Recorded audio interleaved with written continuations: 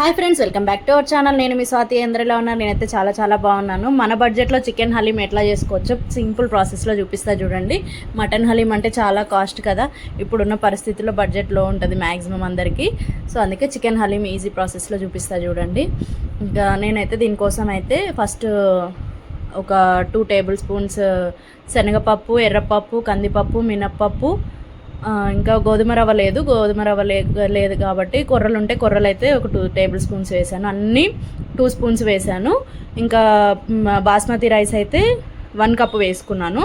ఉంటే బార్లీ కూడా యాడ్ చేసుకోవచ్చు. నా దగ్గర అవి 2 లేవు, బార్లీ, గోధుమ రవ్వ. సో అందుకని కొర్రలు అయితే వేసుకున్నాను నేను.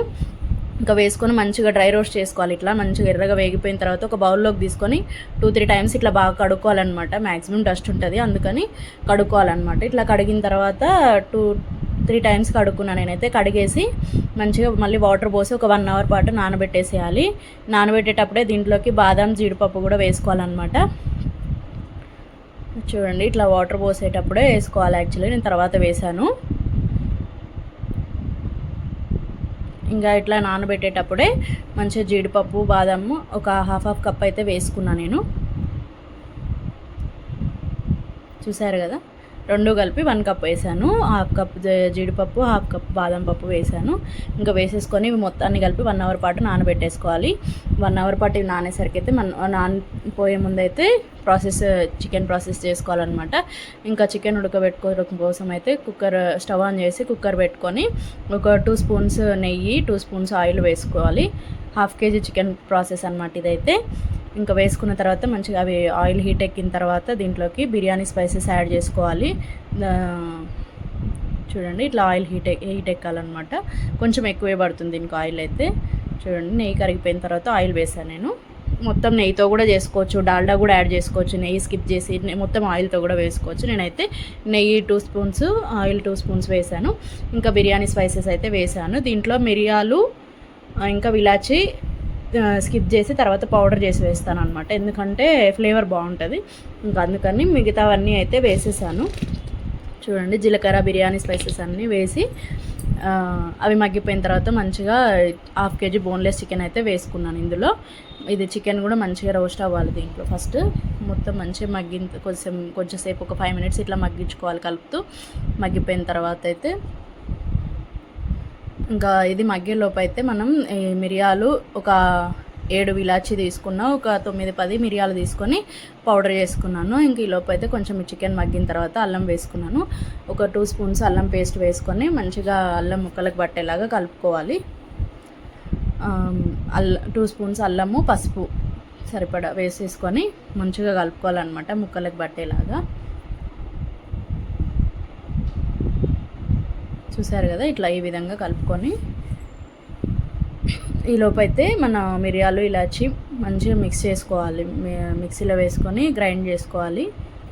చూసారు కదా, ఇట్లా కలిపి పక్కకు పెట్టేసేయాలి. అది అంటే కుక్ అవుతూ ఉంటుంది. ఒక 2 మినిట్స్ కుక్ అయిన తర్వాత మనం ఇంకా నెక్స్ట్ స్పైసెస్ అన్నీ యాడ్ చేసుకోవడమే.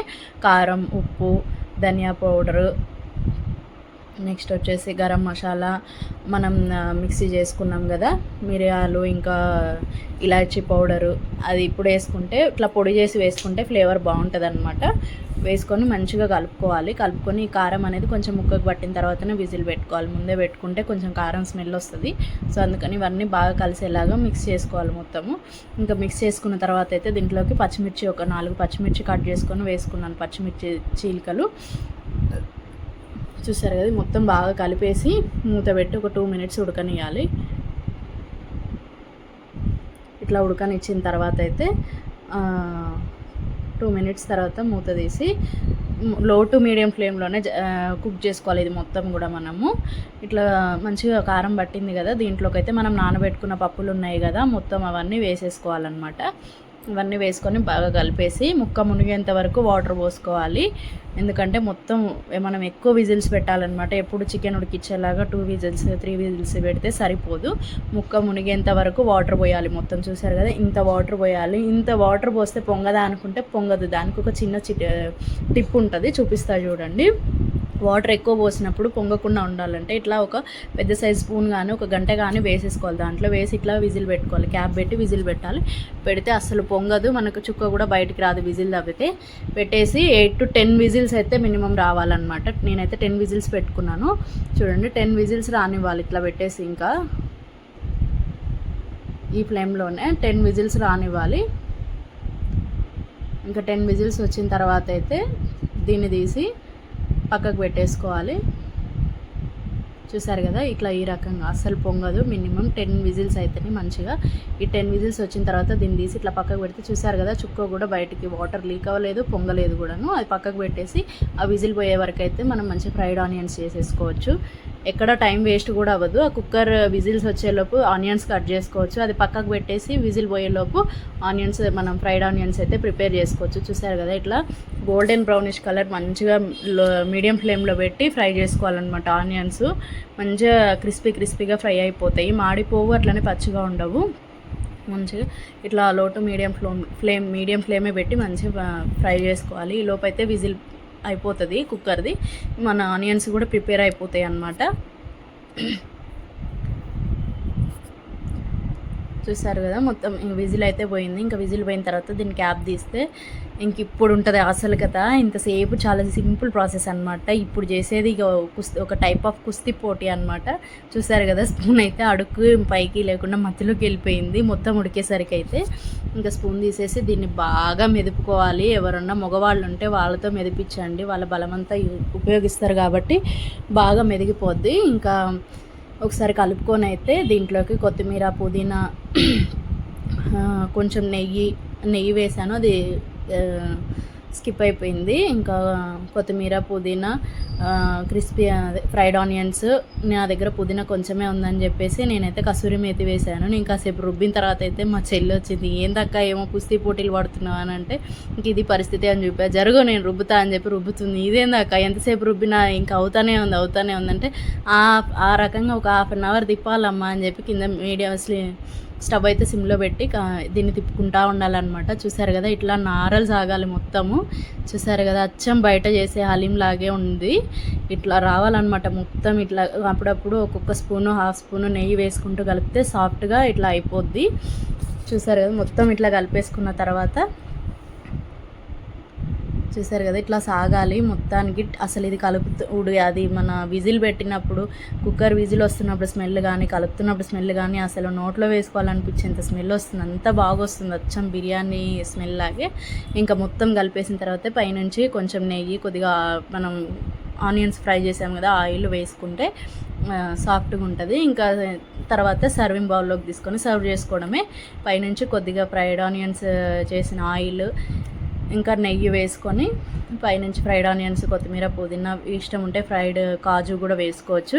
ఇంకా వేసేసుకొని తినేసేయడమే. పిల్లలైనా పెద్దోళ్ళైనా ఎంత ఇష్టంగా తింటారో. బయట కొంటే కొంచెం కూడా రాదు, అయినా full of cost.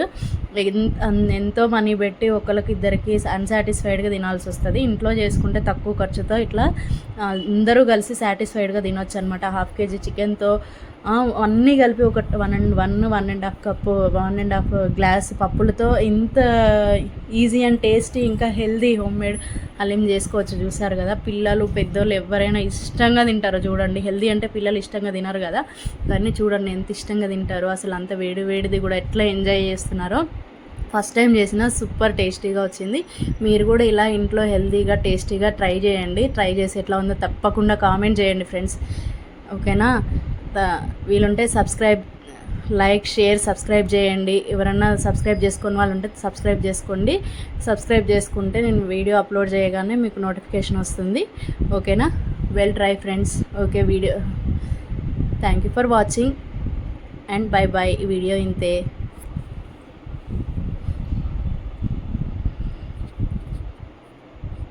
Please do subscribe friends. Okay, bye. ఇంతే ఈ వీడియో. ఇంకా చూసారు కదా ఎంత ఇష్టంగా తింటున్నారు. Bye friends.